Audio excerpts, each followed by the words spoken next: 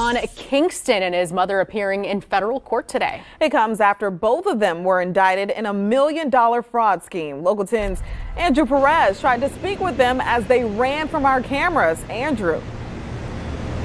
Yeah, so for the entire morning, Shawn Kingston and his mother, they were calm in court. They were participating in federal court. They knew that we were there too.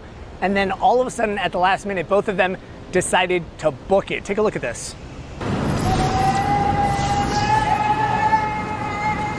Shawn, it looks ridiculous running like that, man. Come on.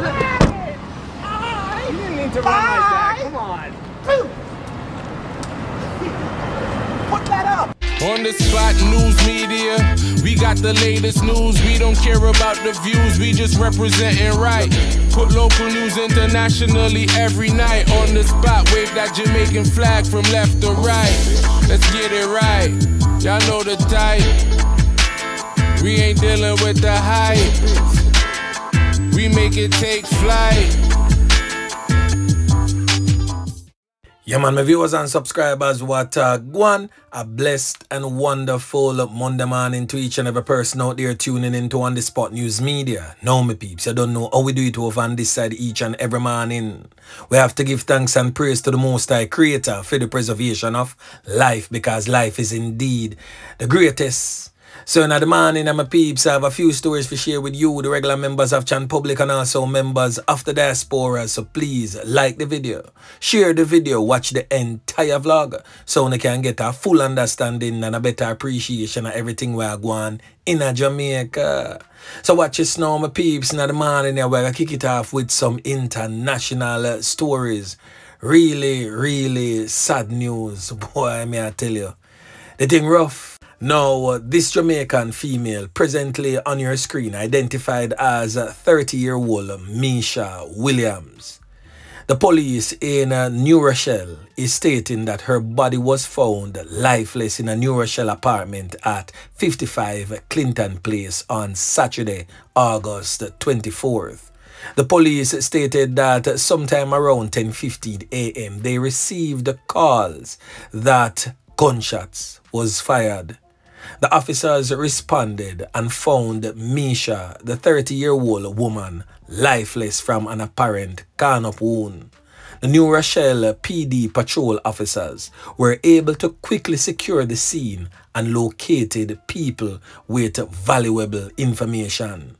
Detectives from the Criminal Investigation Division responded and took over the investigation. After processing the scene and interviewing witnesses, they were able to identify a 28-year-old man identified as Robert Wooten as the suspected Knockist and Knockist. Wooten was ultimately located and arrested in Queens, New York at approximately 9 p.m. on Saturday.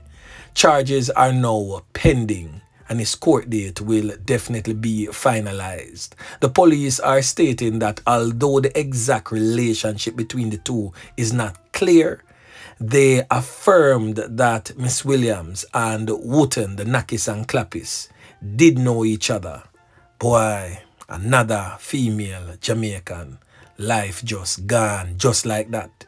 So On The Spot News Media will most definitely be keeping close tabs on this one to unearth the why behind her fatal knockings and clappings and update you in subsequent newscast. But anyway, back to local stories. Now in relation to the fatal knockings and clappings of the JDF member, a few days ago, On The Spot News Media have for you one of the main players in that deadly shootout on the night the soldier lost his life. Now the JDF member, a 21-year-old private identified as EJ Damville, was taken out in a hail of bullets whilst they were pursuing armed criminal elements in the Denham Town area. Now, according to sources reaching out to On The Spot News Media, that this known and reputed Knockist and Knockist was among the gunmen that was firing at the soldier. He has since been identified as Shakeem Gray, and he is also from the area of Denhamtown within the Kingston Western Police Division. So this criminal element is now an alleged suspect. Yeah, man. So to the members of the security forces operating in the Kingston Western Police Division, I don't know if you do, go and do the do right now. Because when a member of the security forces, whether JCF or JDF life is taken, that is a direct attack on the state. And if the person who are vested with the powers to protect us are losing their lives to criminal elements, that simply means that our lives are in more so of danger. So these criminal elements need to be taught a lesson forthwith. We don't have to stand on the ground on this one here and send a very strong signal to these criminal elements. And the next thing that I would like to point out to the hierarchy of the JDF especially, you cannot have your soldiers in these communities to the point where they have become familiarized with the citizens. Whilst I do understand the tactic behind that, you also need to understand that, hey, these are trained soldiers.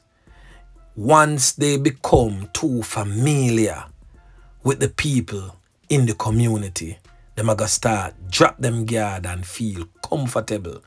And that's humanness just chip in right there, so. Because them get familiar with the people, them just feel like say, yo, nothing nah go happen. And we have repeatedly seen attacks on the army personnel at these checkpoints in and around the Kingston Western Police Division over the years. It has just not ended up in the latter life of a soldier until lately. So you, the high command, have to put certain things in place to prevent this from ever happening again. The latter life of a JDF member or a JCF member is one way too many. Yeah, man. So anyway, make we continue. Now make we look upon Jamaica's crime statistics. The bloodletting across the country has since resulted in 70, yes, 70 people losing them 3 pints in a 3 weeks period in Jamaica. We are talking about from the 3rd of August to the 24th of August. 70 people lose them 3 pints to the hands of the old dirty corner boy them. Isn't this the least bit concerning to Jamaicans, yard and abroad? It not concerning no. Says 70 of our fellow black people, 70 of our family members, friends have lost their lives to the hands of criminal elements. Notwithstanding, some within the ranks of the 70 are criminal elements themselves. But the fact of the matter is 70 lives lost by criminals in 3 weeks. If that is not a cause for concern, I don't know what else is. So as we speak, the murder toll stands at a whopping 762 people lose them 3 pints as at August 24th. The Jamaica Constabulary Force, in its latest update of serious crime statistics, to be published on its website in 3 weeks, reported that on Sunday that murders are down 16% year on year.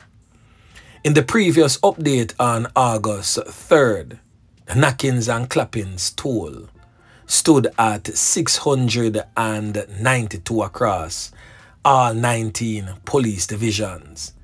The latest knockings and clappings, fatally so, figures represents 143 fewer homicides than for the corresponding period in 2023 when 905 was recorded at this time last year.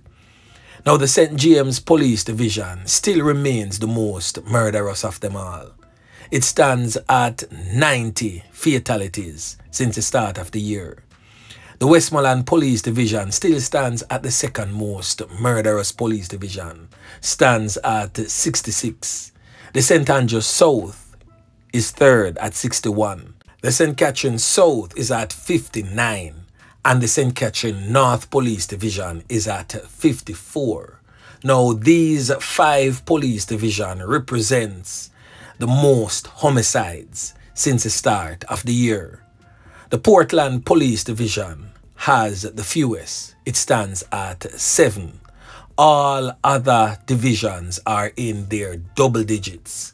Now, as it relates to knockings and clappings, which has caused serious injuries, the police are stating that it is down by 3% with 21 fewer incidents than for the corresponding period of 2023.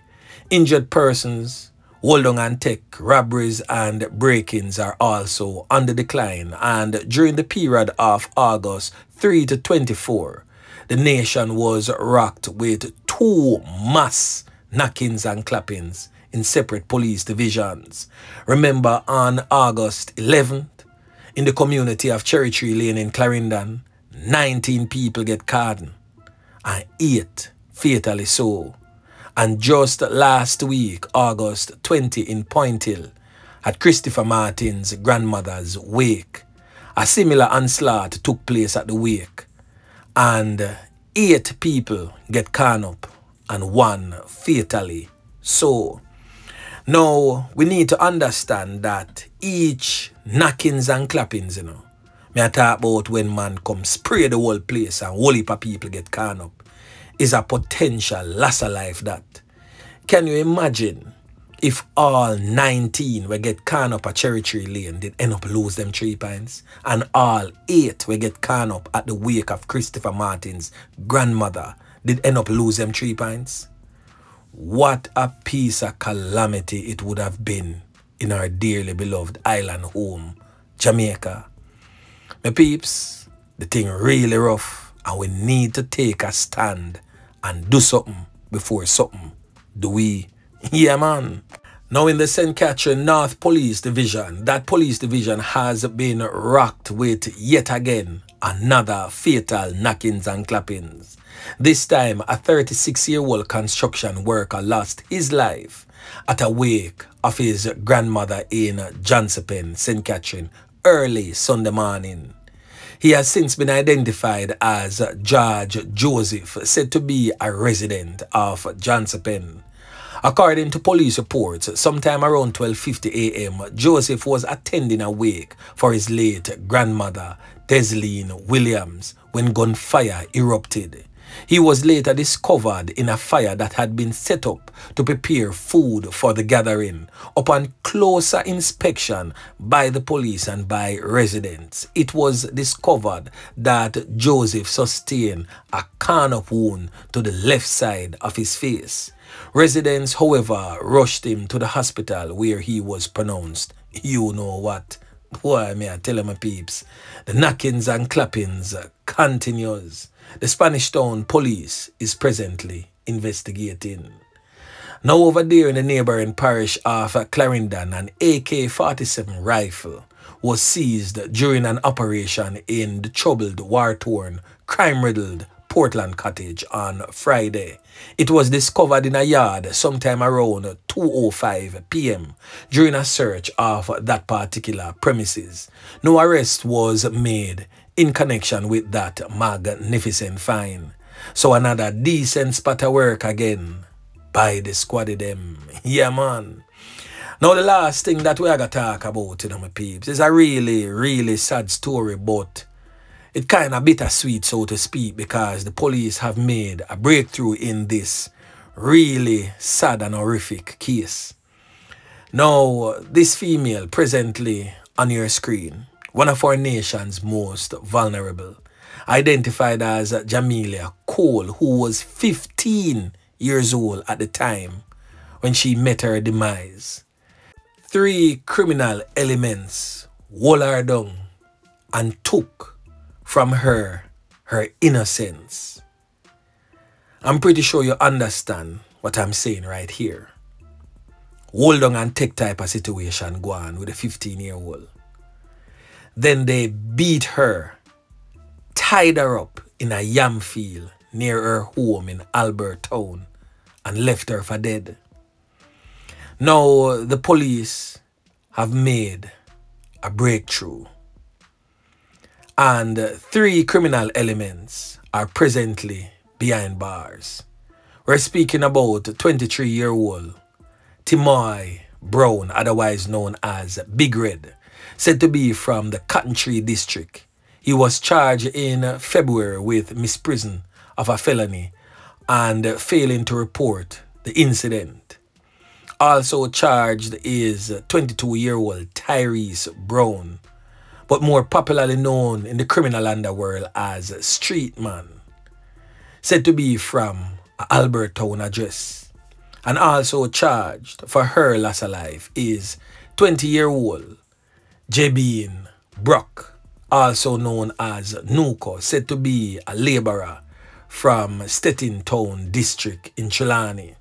Now the men have been charged with being a part of the criminal organization and conspiracy to commit a burglary, aid and abetting in the burglary, capital loss of life, wounded with intent and causing grievous bodily harm to commit that loss of life, burglary with intent and also the hold on and take. Now, according to police reports, the 3 men forcibly entered the home in the Albertown area through a kitchen window sometime around 7 a.m. on August 6 at the home of the 4 females.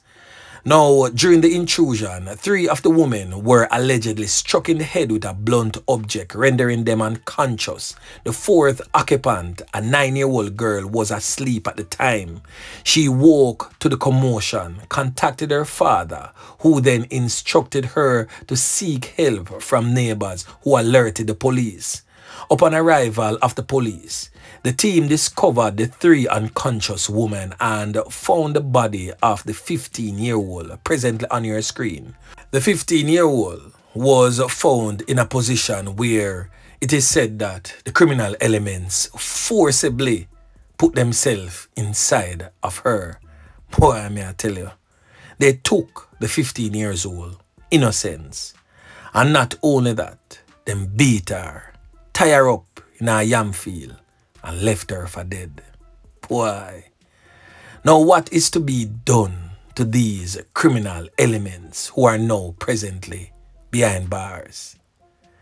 People wanna see why wickedness can't stop in a Jamaica, because things like these can easily turn a good person to become a ruthless individual.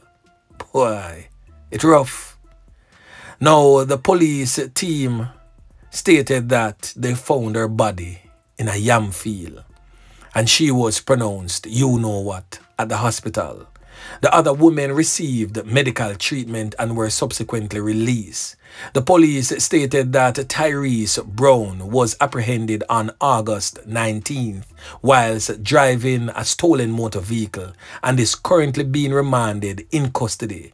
The other 2 suspects, Timoy Brown and Jabin Brock, were also arrested in their respective communities and were jointly charged after a question and answer session on Saturday in the presence of their attorney. The Trelawney Criminal Investigation Branch, which is investigating the case, is urging anyone with any information to come forward to assist in the ongoing investigation. Now, people with information, I want to look on the screen. Look at the innocence of this 15-year-old child. Look at the innocence of this 15-year-old child. If you don't have a daughter, you have a sister. If you don't have a sister, you have a cousin, you have a mother, you have a friend, you have a female where you wouldn't want anything like this to happen to. Now let your conscience be your guide, my peeps, and give the necessary information to the police so that these culprits will spend the rest of their lives behind bars. Remember, the police cannot do it without your help and support. Now, if you have any information, give it to the police. And as always, if you don't trust the police, link on the spot or any like-minded vlogger, give us the information. We will pass it on to the relevant authorities who can make effective change. So anyway, my peeps, remember to like, share, subscribe to the channel. Stay tuned to On The Spot News Media as I continue to bring you fresh news and updates in subsequent newscast. On The Spot News Media. Yeah, man.